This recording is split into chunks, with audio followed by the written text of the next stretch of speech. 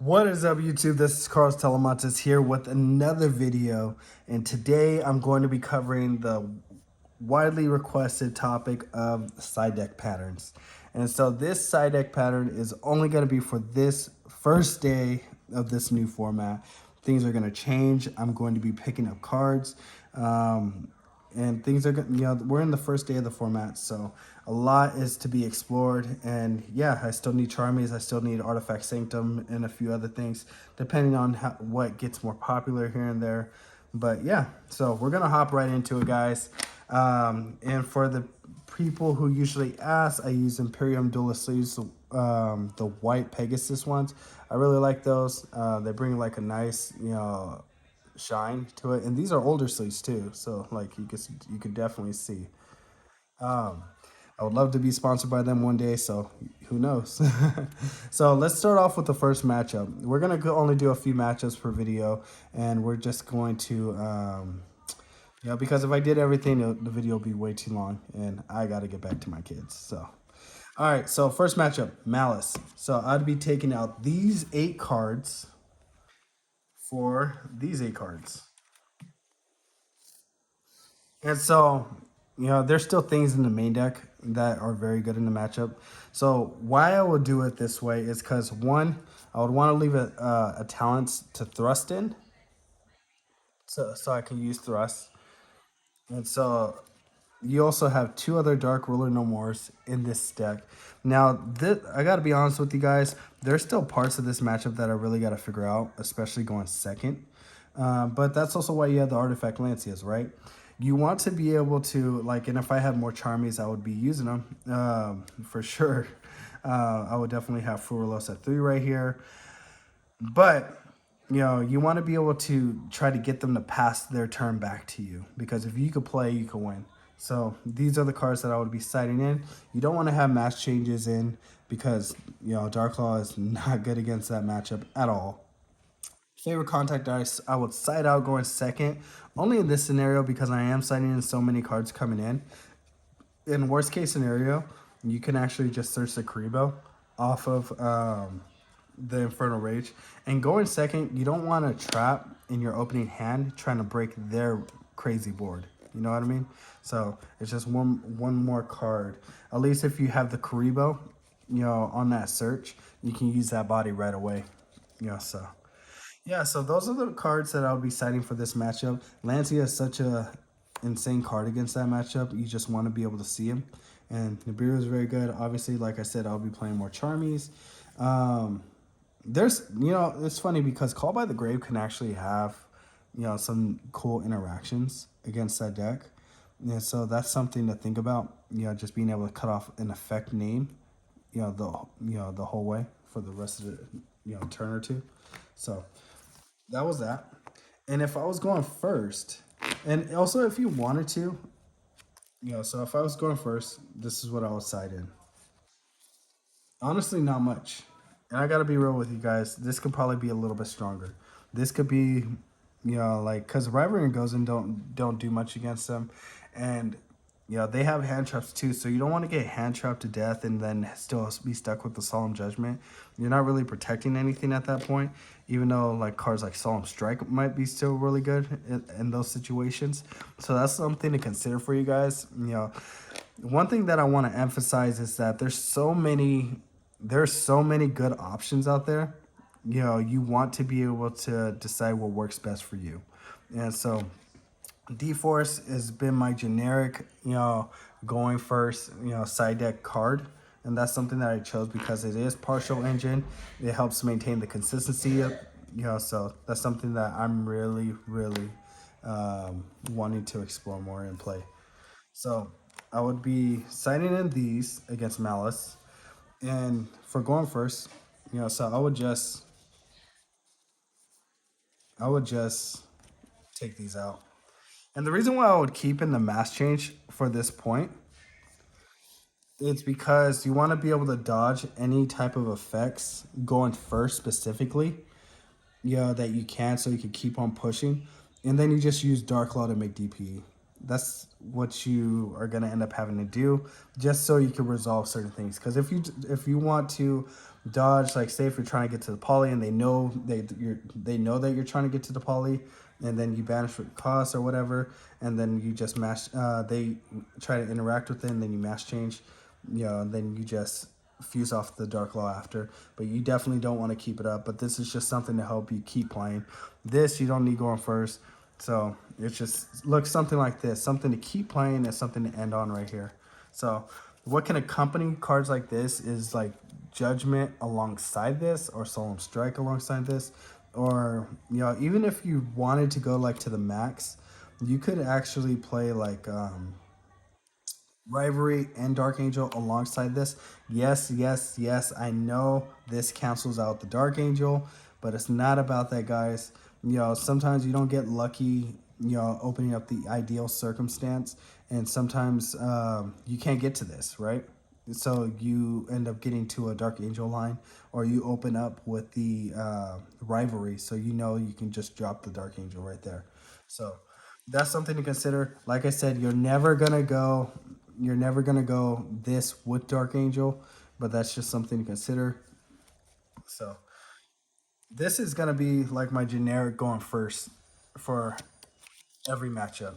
Just making everything untargetable, playing through hand traps, because sometimes you get cut off from the poly. Sometimes you get like say Dominus Impulse from the poly, or you get Furilos, and then this will come in. Or sometimes you might have the Fusion Destiny or your Plasma, depending on the circumstance. So, next match. So, Ryil. So, what I would do against Ryil are these and maybe this. So, like I said, if I had more Charmies, if I had Perulias, then I would definitely play the Perulias with this, against Ryil. This is very solid. You just got to do it at the right time. This is to get rid. No, actually, no, I can't, not second. Oh yeah, this is going second. So this to get rid of the fill spell if they're playing the plugin, if they're playing the trap, whatever trap. Depending on the matchup, for if they're playing the Fiend Smith version, you want to be able to burn that negate. So it all just depends. So this is what I would be putting in going second. And then I would side out. The match changes again. Side out called by.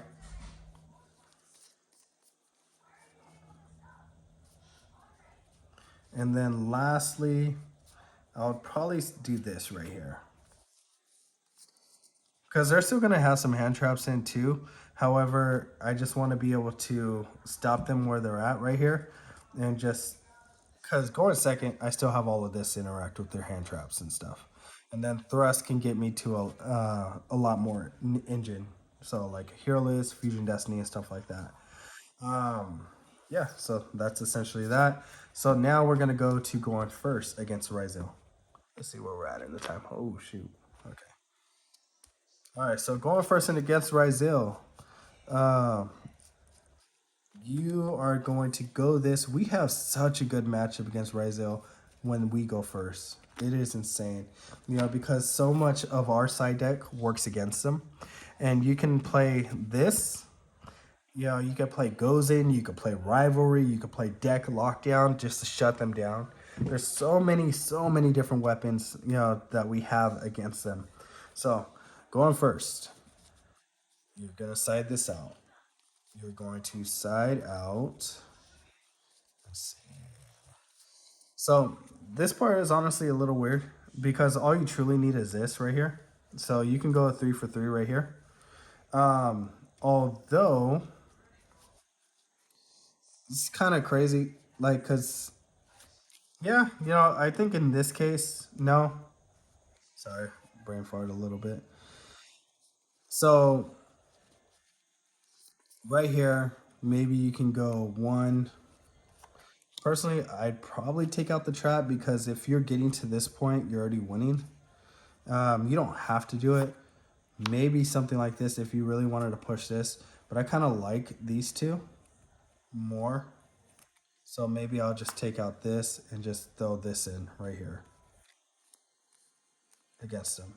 But I do want to figure out how I can incorporate these two along with it. Maybe it is these because you can still get this off of thrust, and you still got 5 copies right here. So that's something to think about. Mass change, you still have 2 in here, and you kept the call by in here just for other things like Ash or whatever. So you can technically do this swap right here.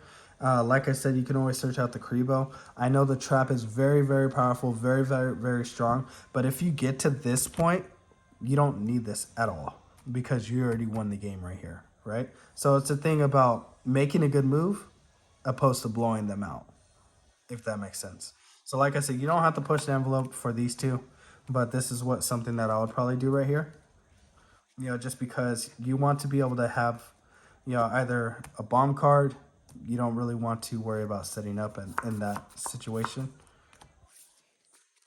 because if you get to that stuff, you just win anyways. So next, Fiend Smith, the Fiend Smith Castera hand trap deck. So going second, you would definitely. So sorry, you're definitely gonna put in the Charmies. If you have Perulias, or third Furulos, then you do that. You would also be playing the Duster. And then, so it's weird because sometimes this could be good, sometimes it's not, depending on how they start off their turn. But it's just really rough. So maybe this is a part now talking to you guys where I got to work on it. But then again, like I said, I don't have all the cards that I would use. So this is what you would go citing second. And if anything, you could also play these. I know this is traditionally a going first type of card, but it's actually Plasma is very good at breaking boards. When you go through all those resources and you have those bodies and you slap down a Plasma, that continuous effect really makes a difference. So maybe something like those if you feel like you need more. Because then you can start off with like if you have something like this going second, and then you pitch malicious off of Ferris. You're trying to play through hand traps, trying to burn things stuff. Then you follow up with Fusion Destiny, sending plasma like Denier or something like that, and then you deforce the plasma back. You know, you play through quite a bit that way. You widen your variety of choices. So yes. So that's what I have for that. Like I said, I'm gonna work on that matchup going second. Um, you still have all these cards, right? And so what I would take out, I always end up citing out the match changes going second. That's just something that I personally do. There's certain matchups where you can't afford to side them out, but I like it because I like to because not really making Dark Law that emphasis. Sometimes I'll just keep one in, yeah, but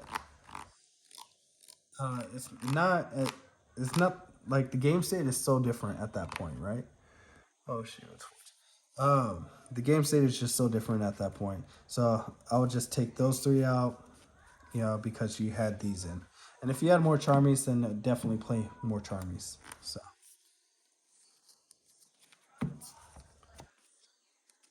So going first against that Fiend Smith hand trap deck. Obviously, you're setting out the rulers. And if you're playing droplets, and you set that out. So the Fiend Smith hand trap deck, like I said, it's just hand trap stuff. So it's kind of funny. Like outside these in for sure, but it's kind of funny because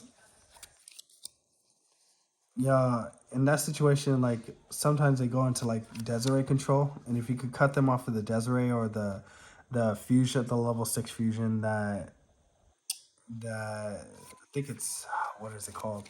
The level 6 fusion that if you discard a card and you draw a card, something like that.